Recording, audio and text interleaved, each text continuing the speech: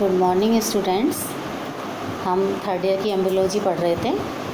अभी तक हम इंट्रोडक्शन ऑफ एम्ब्रियोलॉजी पढ़ रहे थे, जिसमें हमने पढ़ा कि एम्ब्रियोलॉजी के अंदर जब एम्ब्रियो डेवलप होता है, एडल्ट बनता है, तो उसमें क्या क्या चेंजेस होते हैं, कौन कौन से स्टेप्स पाए जाते हैं।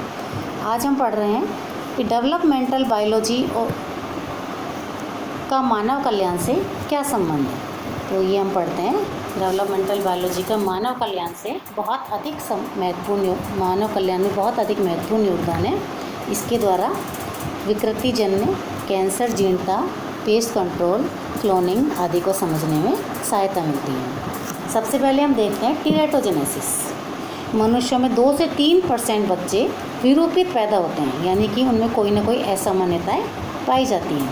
पहले माना जाता था ये विरूपताएँ किसी देवीय दोष, दैत्य या अन्य धार्मिक वैधार्मिक कारणों से होती है। लोगों में गलत भावनाएँ थी कि इनका कारण ये देवी प्रकोप होता है।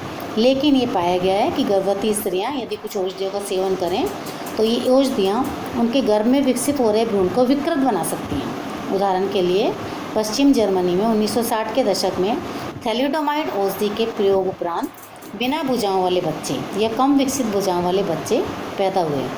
अन्य विरूपक का कार्य करने वाले जैसे गर्भ निरोधक गोलियाँ, सिगरेट, एल्कोहल, मॉर्फिन, हेरोइन, ये सब जो हैं टीरेटोजेंस कहलाते हैं, जो कि पलते हुए भ्रूण को कोई ना कोई असामान्यताएँ पैदा करते हैं या उनमें कोई ना कोई विकृति पैदा करते हैं। अनेक संक्रामक रोग जनक जैसे रूबेला, सिफिलिस, पोलियो, वायरस आदि प्लेसेंटा के द्वारा भ्रूण में पहुंच जाते हैं, जिसके कारण वर्णांधता या बहरेपन के एक लक्षण पैदा हो जाते हैं। गर्भावस्था के प्रारंभिक महीनों में संक्रमित आलू का सेवन करने से स्पाइना बाइफिडा युक्त बच्चे पैदा होते हैं। आज मानव द्वारा निर्मित अनेक विरूपक औषधियों के रूप में, जैसे विकिरणों के रूप में या पोल्यूटेंट के रूप में वातावरण में उपस्थित होते हैं, जो कि एम्ब्रियो के डेवलपमेंट में बाधा उत्पन्न करते हैं, उनको विरूपित करते हैं।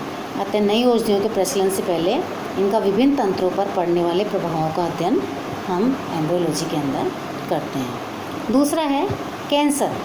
मनुष्य में तंत्रिका तंत्र को छोड़कर सभी कोशिकाओं में विभाजन होता है। जैसे अस्थिल कोशिकाओं में 15 से 20 वर्ष पश्चात, यकृत कोशिकाओं में 8 महीने पश्चात, वृक्क कोशिकाओं में 3 सप्ताह पश्चात, आंत कोशिकाओं में 5 दिन के पश्चात नई कोशिकाओं द्वारा प्रतिस्थापित की जाती है, यानी कि पुरानी कोशिकाएं टूटती रहती हैं और उनकी जगह नई बनती रहती हैं। इस प्रकार नई कोशिकाओं का निर्माण तथा कोशिका की मृत्यु के मध्य एक साम्य बना रहता है। जितनी कोशिकाएं मरती हैं उतनी नई बनती हैं।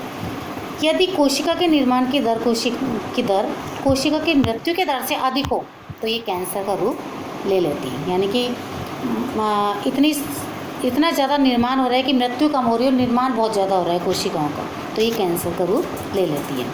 विभिन्न बाह्य कारक जैसे जैविक, भौतिक, रासायनिक, ये सब कैंसर को उत्पन्न कर सकते हैं। सभी प्रकार के कैंसर का उपचार संभव है यदि इनके गुणन दर को नियंत्रित कर लिया जाए।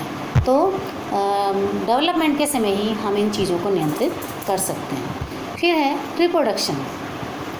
एम्ब्रियोलॉजी प्रजनन विधि से संबंधित होती है। इसके द्वारा इन विट्रो फर्टिलाइजेशन या एम्ब्रियो ट्रांसफ़र या संतान विहीन दंपति को संतान सुख की प्राप्ति संभव हो सकती है। आजकल आधुनिक तकनीक के द्वारा हार्मोन का इंजेक्शन देकर ओव्यूलेशन को बढ़ाया जाता है। इस घटना को सुपर ओव्यूलेशन कहते हैं। संयुक्त राज्य अमेरिका में सन 1979 में एक गाय में सुपर ओव्यूलेशन कराया गया। अंडाणु को निषेचित करा के भ्रूण को पृथक करके दूसरी गाय में प्रतिरोपित किया गया।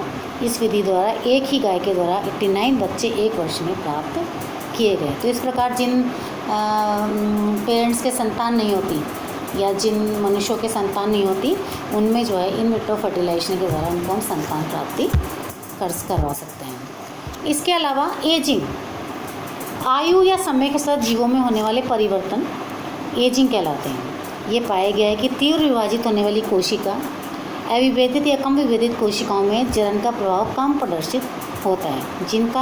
जिन कोशिकाओं में विभाजन तीव्रता से होता रहता है उनमें एजिंग कम होती है, और जिनमें विभेदन की क्रिया धीरे पड़ जाती है उनमें एजिंग जल्दी होता है। जबकि विशिष्ट कोशिकाओं में विभेदित कोशिकाओं या विभाजित न होने वाली कोशिकाओं से इसका प्रभाव अधिक दृष्टिगोचर होता है। अतः एजिंग से संबंधित विभिन्न पहलू हम एम्ब्रियोलॉजी के द्वारा हल कर सकते हैं। इसके पश्चात है क्लोनिंग। इस टेक्निक के द्वारा प्राणी की हूबहू प्रतिलिपि निर्मित की जा सकती है, जिसमें हम प्राणी जो है ऐसे के ऐसे हम उसका क्लोन प्राप्त कर सकते हैं। इस विधि में वयस्क प्राणी की कोशिका के केंद्र को माइक्रो इंजेक्शन के द्वारा जनन कोशिकाओं में स्थानांतरित किया जाता है।